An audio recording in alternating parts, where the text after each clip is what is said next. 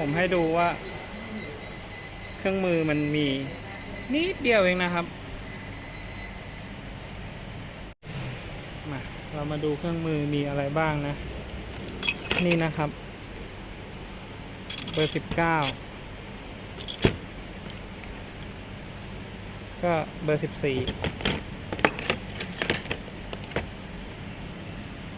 หกเหลี่ยมเบอร์5ลูกบล็อกเบอร์12ครับลูกบล็อกเบอร์8ครับก็ถอดบางโคนตัวในลูกบล็อกเบอร์10แค่นั้นครับมีแค่นี้เลยจบคลิปเท่านี้ครับขอให้เพื่อนๆสนุกกับการทำรถนะครับขอบคุณครับ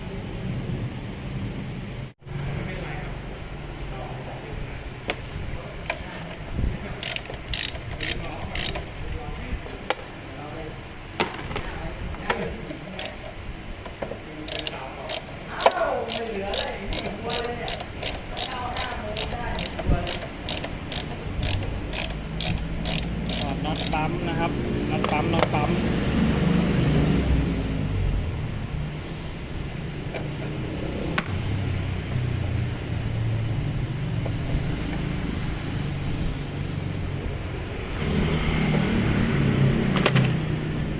คือ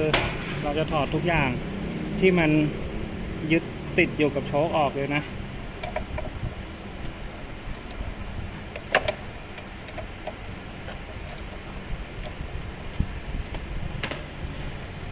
เบอร์8ยึดสายเบรก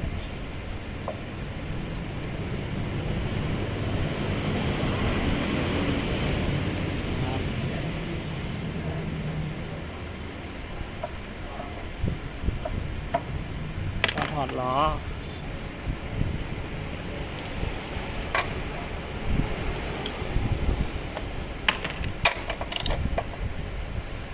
ส่วนมาก Honda ล้อหน้าจะเป็นเบอร์19อีกฝั่งหนึ่งจะเป็นเบอร์14นะ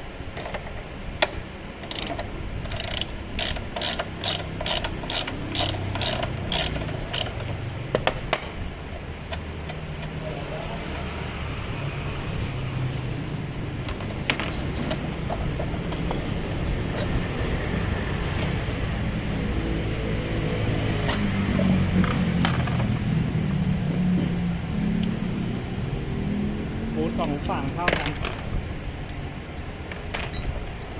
ก็ค่อยๆเอียงมันออกมา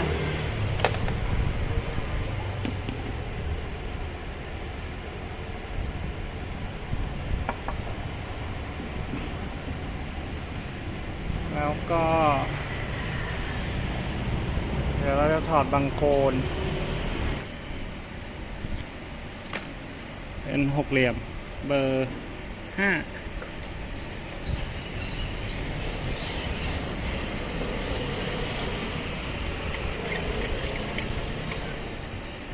อันนี้เป็นรถลูกค้านะแอบถ่าย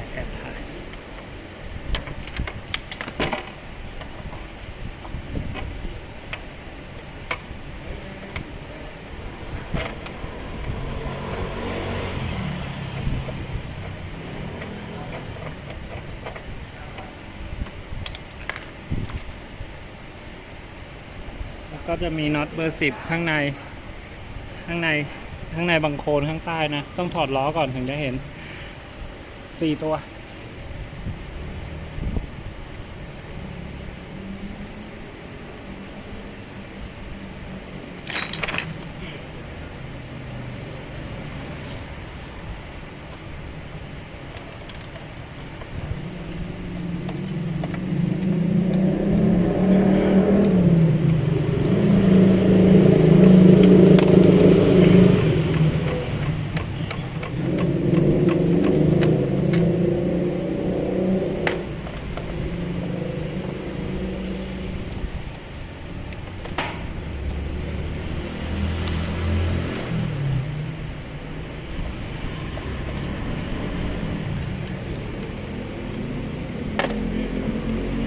เดี๋ยวต่อไปนี้รถลูกค้าเข้ามาเซอร์วิสอะไรนี่เดี๋ยวจะถ่ายทำวิธีการลงให้ดู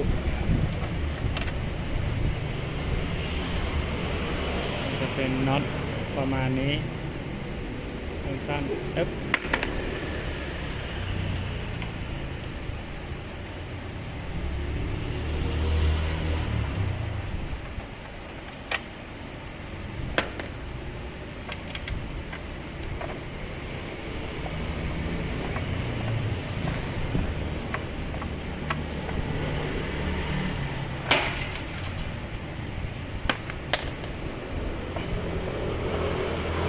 วิธีเอาบังโคลนออกเราจะดันขึ้นปึ๊บให้มันไปอยู่ระหว่างนงโชคเนี่ยแล้วเราก็ค่อยๆดึงออกมาเรียบร้อยทีนี้มันจะเหลือแค่น็อตข้างบนปึ๊บนี่นะ4 ตัว 1 2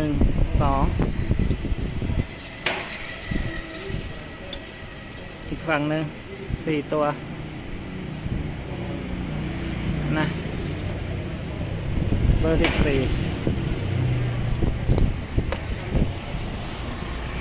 ครับ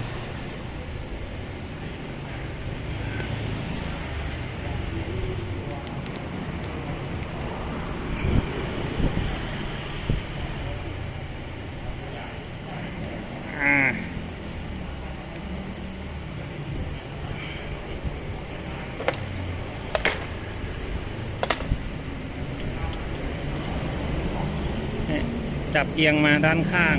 ก็แก๊กเราจะเข้าไว้ได้พอดี ถ้าเราใช้ประแจเบอร์14ธรรมดาเนี่ยมันจะไม่มีแรงไขนะครับ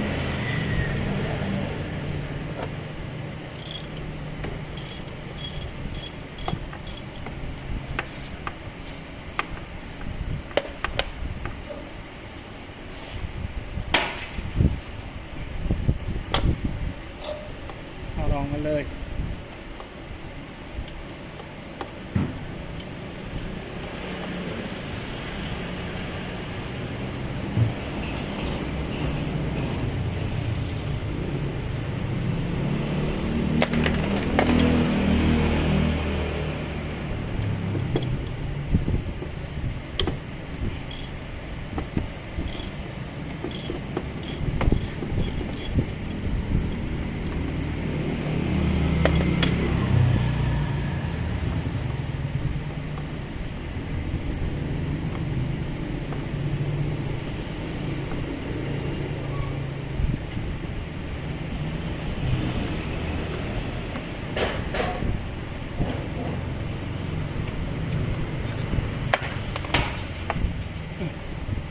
นี่โชคมันจะสั้นไม่เหมือน X Max นะอันนี้ลูกค้าเซตน้ำมันอย่างเดียวไม่เปลี่ยนซีนพอดีเลยก็เลยถ่ายคลิปให้ดูนะครับเผื่อใครอยากทำเองนะ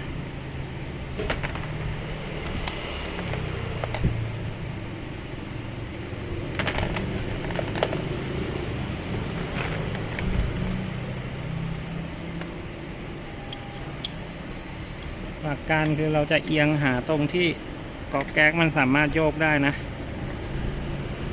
เราก็จับโชคไว้ข้างหนึ่งดันสวนกันเห็นไหม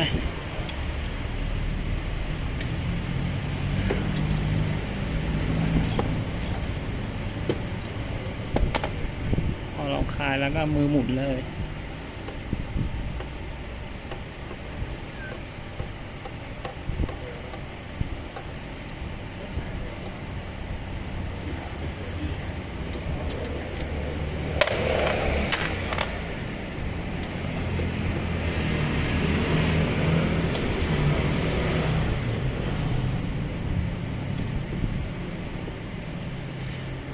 ดึงเข้าหาตัวก็ดันโชคไว้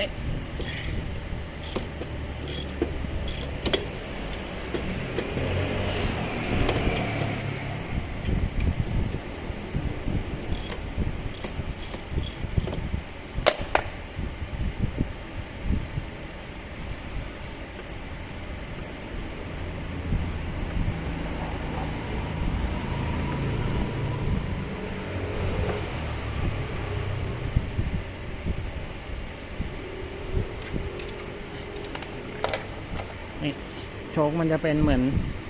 โชคฮอนด้าเนี่ยมันจะมีร่องปึ๊บน็อตมันจะไปอยู่ปึ๊บเราจะไม่สามารถโหลดได้นะถ้าเราจะโหลดเราต้องถอดน็อตออกตัวหนึ่งให้เหลือแต่น็อตล็อกข้างล่างแล้วก็โหลดขึ้นไปนะเรียบร้อยเดี๋ยวเราไปเซตน้ำมันกันนะนี่เราต้องเอาอะไรกดตรงนี้กดลงไปปุ๊บแล้วมันก็จะมีกิฟต์อยู่หาอะไรเขี่ยกิฟต์ออกแค่นั้นเลยที่เขี่ยใช่ไหม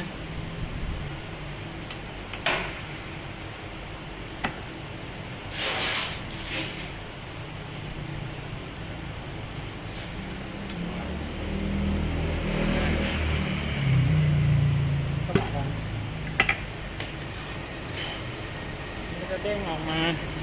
มีฝาปิด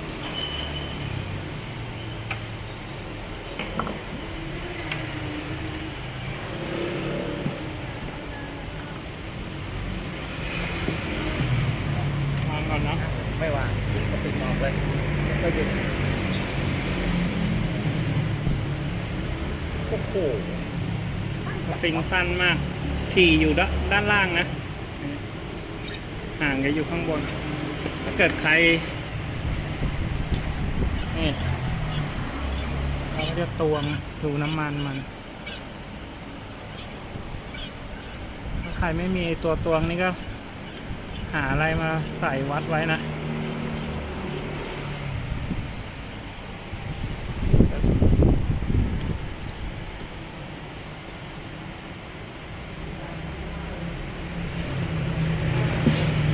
ต่อดีงานครับ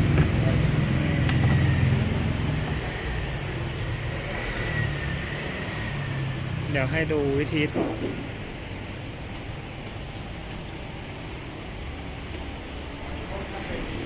ลำบาก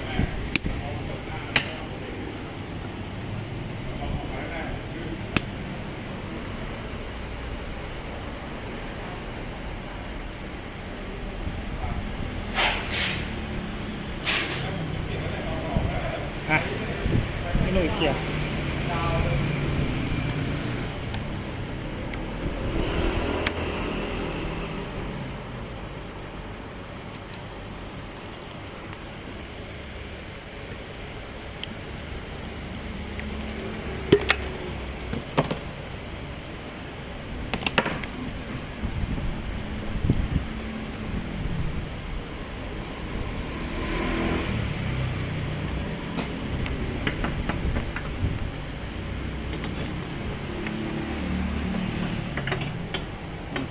กิฟต์มันจะเข้าไปอยู่ในร่องนี้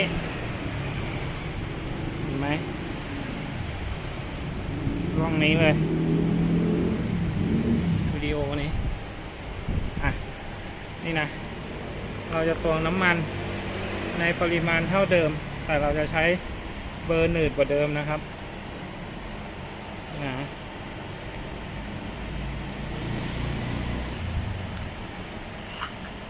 แล้วเราก็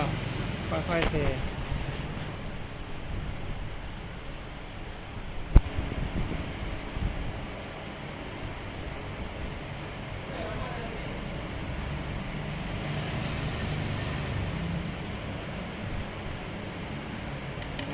ค่อยๆเอียงเทเข้าไปเพราะว่าให้มันเกิดฟองน้อยที่สุดนะครับ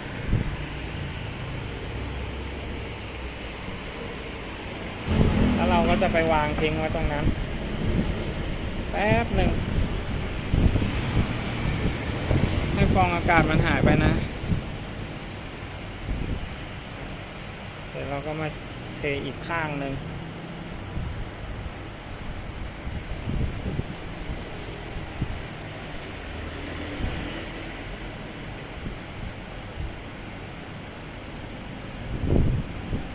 เสียงอาจจะดังหน่อยวันนี้วันเปิดร้านปกติจะถ่ายตอนร้านปิดนะนี้จังหวะพอดีลูกค้ามาแอบถ่ายเลยปุ๊บเราก็จะทิ้งไว้แบบนี้ให้ฟองมันหาย ตอนเราใส่เราก็จะใส่เหมือนเดิมก็คือใส่สปริงไปก็เอานี่ใส่ปึ๊บแล้วก็กดลงไปแล้วก็ใส่กิ๊บเข้าไปล็อกที่เดิมเหมือนตอนที่เราเอาออกมานะแค่นั้นเลยเซ็นน้ำมันอัดน้ำมันง่ายมากมันจะดีไม่ดีมันอยู่ที่น้ำมันครับกับฝีมือช่าง โคตรเท่อ่ะ เอาแล้ว พอแล้วใช่ไหม พอแล้วเดี๋ยวพี่เขารีบไปทำงาน อ่ะนี่นะถี่อยู่ล่างใส่ไป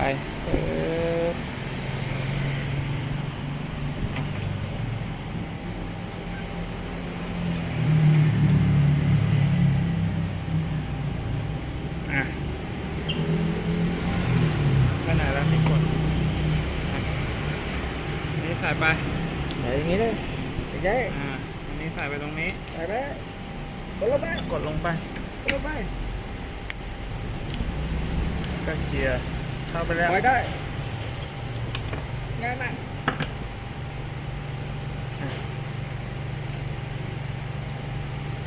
อีกอันหนึ่ง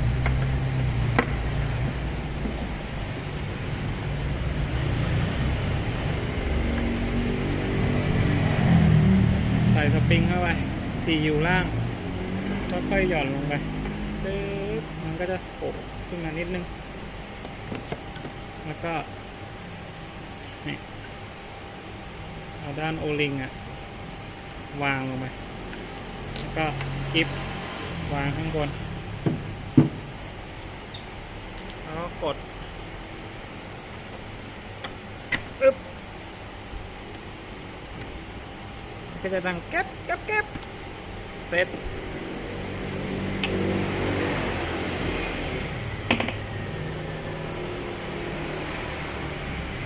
เรียบร้อย เทส เดี๋ยวเราจะไปประกอบแล้วก็ไปเทสดูนี่ต้องดูนะฝั่งที่มันมีที่ยึดคาลิปเปอร์เบรกต้องอยู่ฝั่งซ้ายนะ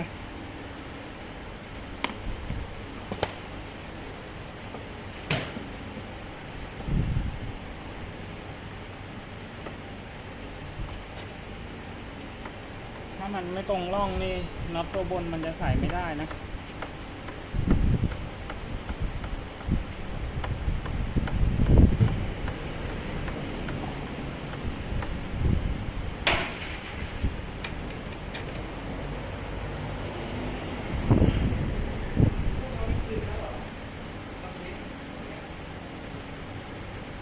ไม่ได้เอาขึ้นไปเปล่า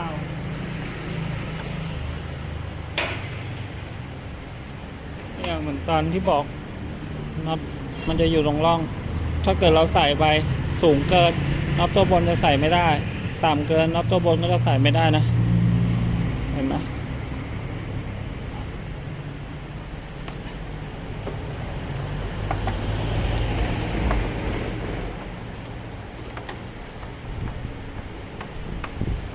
มันเหมือนโชคเวฟเลยนะ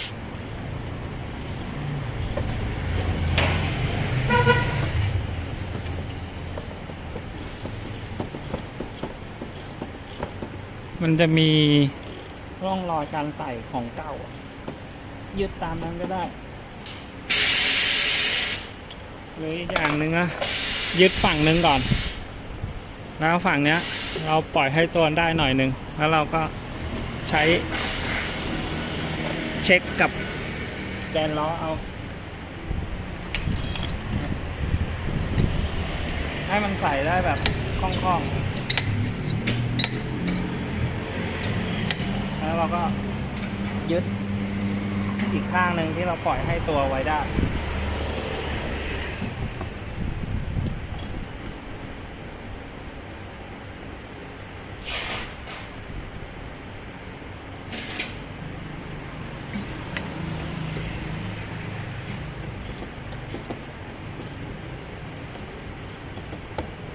แล้วก็เช็คเห็นไหม ลื่น แสดงว่าโชค2ฝั่งความสูงเท่ากันแล้วแล้วก็ล็อกน็อตเบอร์14ข้างบนให้แน่นเลย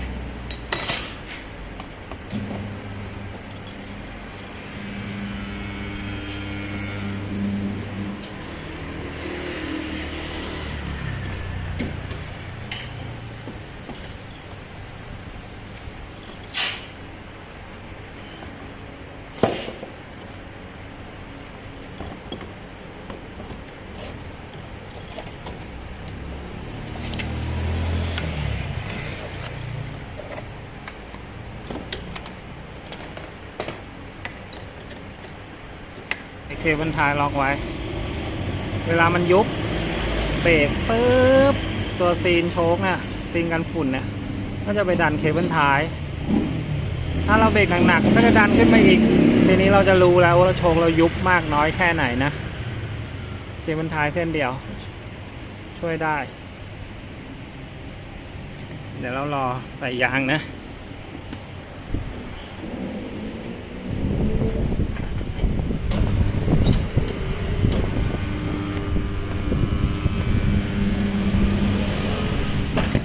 เปลี่ยนยางเจอรี่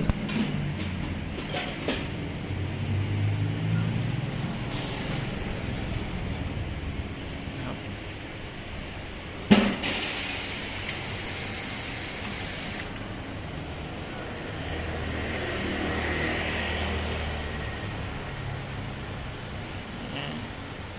มันก็จะกระตุกกระตักหน่อยนะถ่ายกับมือถือครับถ้าอยากให้ภาพมันสวยๆต้องกดติดตามให้ผมทำรายได้จาก YouTube ได้นะเดี๋ยวผมจะซื้อกล้องอย่างดีมาถ่ายเลยเสียงมันก็จะเบาๆหน่อยดังๆหน่อย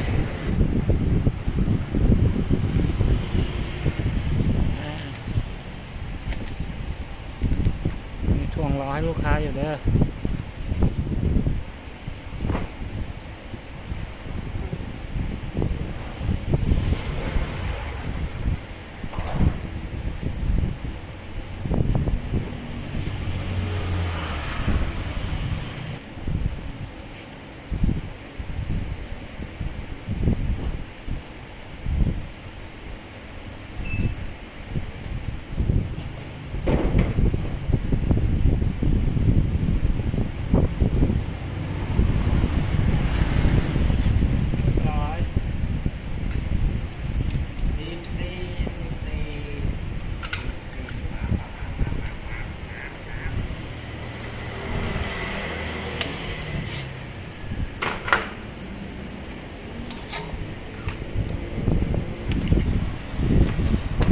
เราจะใส่ล้อไปเทสก่อนเทสโชคแล้วเดี๋ยวเราคอยกลับมาแล้วก็ถอดล้อใส่บังโคลนอีกที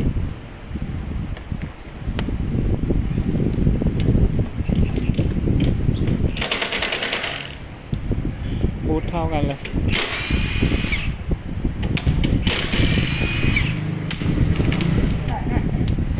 แล้วก็เท้ารองมันไว้หรือเอามือยกไว้นะ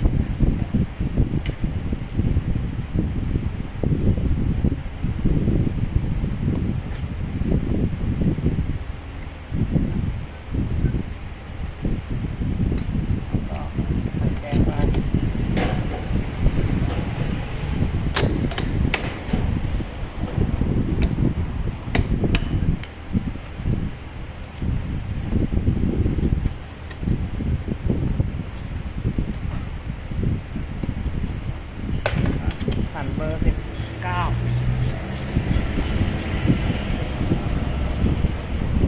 เบอร์14จากฝั่งนี้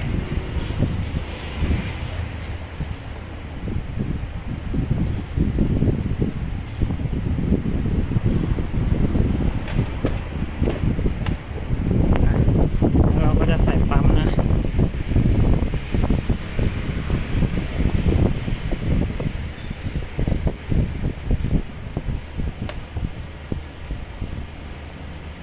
เกี่ยวเข้าเบรกให้มันอ้านะใส่เข้าไปเอาเบอร์12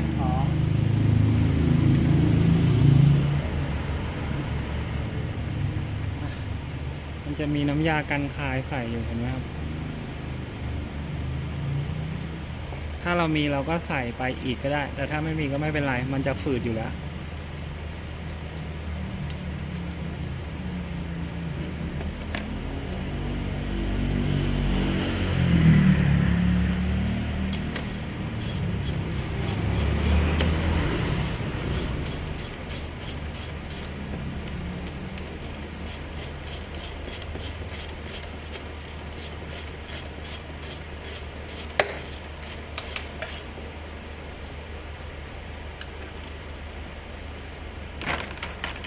ยึดเบอร์ 8 อันนี้เรายึดไปก่อนเลยเดี๋ยวเราไปขี่เดี๋ยวสายเบรกมันจะเข้าไปโดนล้อนะ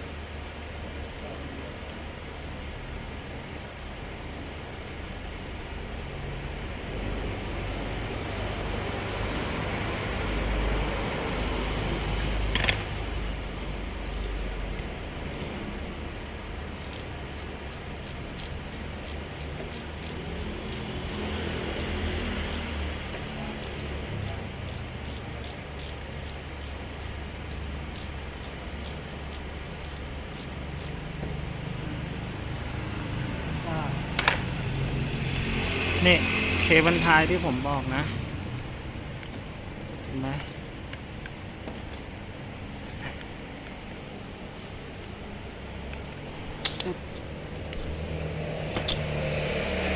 ะครับแล้วเราก็จะลูดลงมาชนซีนไว้ก่อนเดี๋ยวเราไปลองเราจะรู้ว่ามันเด้งขึ้นไปขนาดไหนนะเดี๋ยวเราไปลองกันเราก็เช็คขึ้นไปสุดเลยแต่ว่ามันจะหนึบกว่าเดิมนะทีนี้เราถอดล้ออีกรอบหนึ่งใส่บังโคลน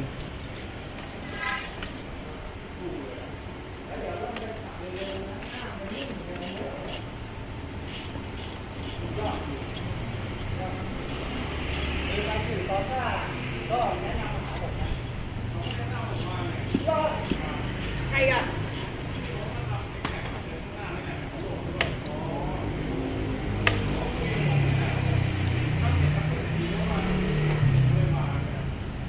เอาออก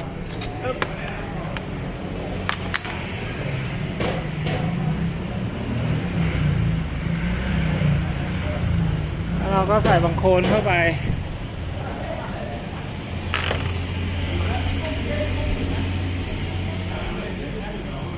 นี่นะเอาตรงนี้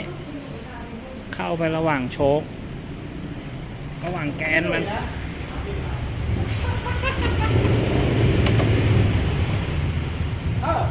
ไปเลย ก็สไลด์ลงมา นี่เขาไม่เติมน้ำมันเหรอเนี่ยตรงนี้ก็ไปขึ้นไงวะ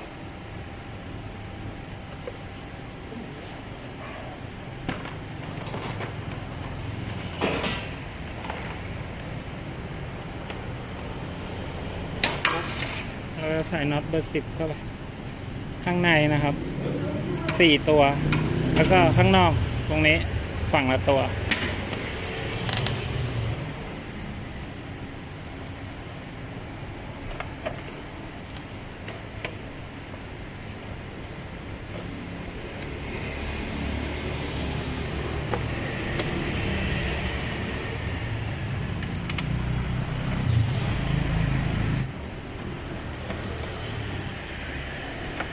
เราใส่หลวมๆไปก่อนนะ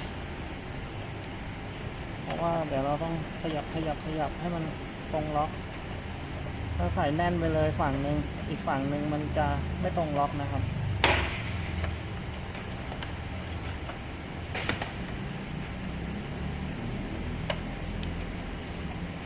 พอเราใส่ครบทุกตัวแล้วทีนี้เราก็จะล็อกแน่นเลย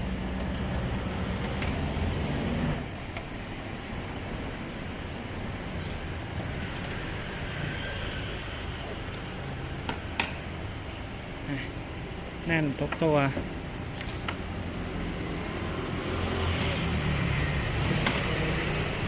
แล้วก็ใส่ล้อกลับไปเหมือนเดิมเอียงเข้าไปปึ๊บ ถ้าเราเอียงเข้าไปแบบนี้มันจะใส่ง่าย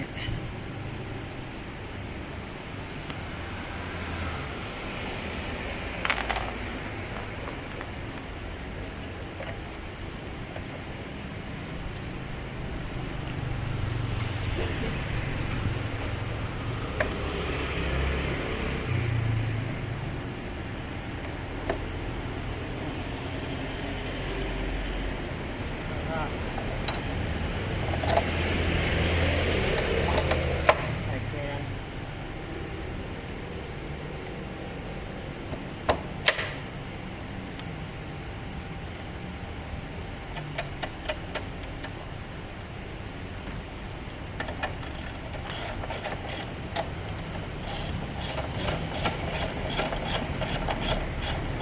ตามเราจะจับเอาเบอร์4จับฝั่งนี้นะ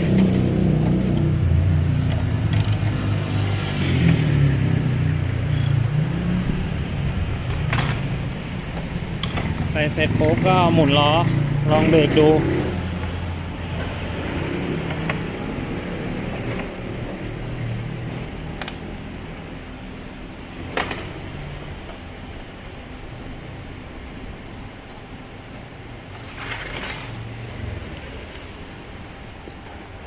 ครับ เรียบร้อยฟอร์ซ่า350 เซตน้ำมันนะครับ ฝากกดติดตามนะครับ กดแชร์ให้ผมด้วยนะ